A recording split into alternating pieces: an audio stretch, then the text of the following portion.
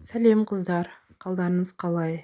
Бүгін мен сіздермен бірге балды торт жасайтын боламыз.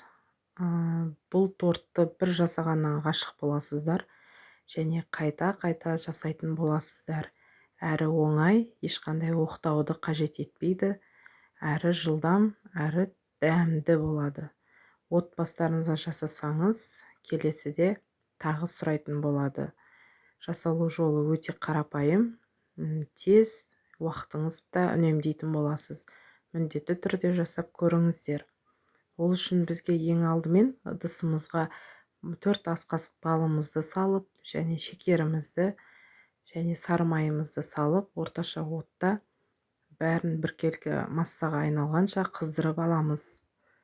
Және ол біркелкі массаға айналған соң, үстіне ас содасын салып, көпіршітіп, қоңырқай түске бөлеп аламыз.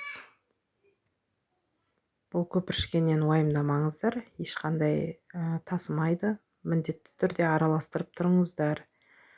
Қоңырқай түске енгеннен кейін оттан алып, шамалы 5 минут суытып, және оның үстіне жұмыртқамызды кезек-кезек салып, міндетті түрде тез-тез араластырамыз, өйткені жұмыртқамыз пісіп қалуы мүмкін.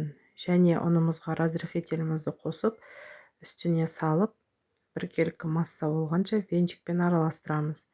Міне массамыз осылай шығу керек, әрі қою, әрі тегіс біркелкі болып шығу керек. Және осыны пергаменттің үстіне ұн төсеп, оның үстіне 2 ас қасық қамырымызды салып, қолымызбен үстіне ұн сеуіп, біркелкі етіп жайып шығамыз. Ешқандай оқтау, ештеңе қажет етпейді. Өте жұмсақ, өте әдемі, керемет болып шығады. Осылай пісіріп аламыз барлығын, және піскеннен кейін біркелкі етіп, осындай кольцомен, не болмаса домалақ болса, кез келген өзіңізге қандай зат ыңғайлы, солай кесіп алуға болады. Және кремін дайындау үшін сгущенкамыздың үстіне қаймағымызды, сары майымызды салып, біркелкі етіп араластырып аламыз. Коржымыз өте жұмсақ болып шығады.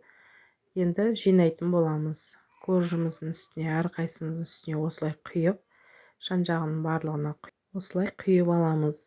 Жан-жағына ақса ештеңе қылмайды. Әр коржымыздың үстіне осылай құйып, пирогымызды жинайтын боламыз. Коржымыз өте жұмсақ болып шығады. Пирогым ұнап жатса, каналыма тіркеліп қойыңыздар. Өте керемет болып шығады. Және корждың жан-жағынан қалған қалдықтарымызды осылай блендермен езіп, коржымыздың үстіне себетін боламыз. Барлық жеріне сеуіп, біркелкі етіп, кешке қарай істесеңіз, азанға, шайыңызға дайын тұрады. Оның үстін осылай пищевой пленкамен жауып, тоңазытқышқа қойып қойсаңыз, азанда шайға дайын болады. Ас болсын.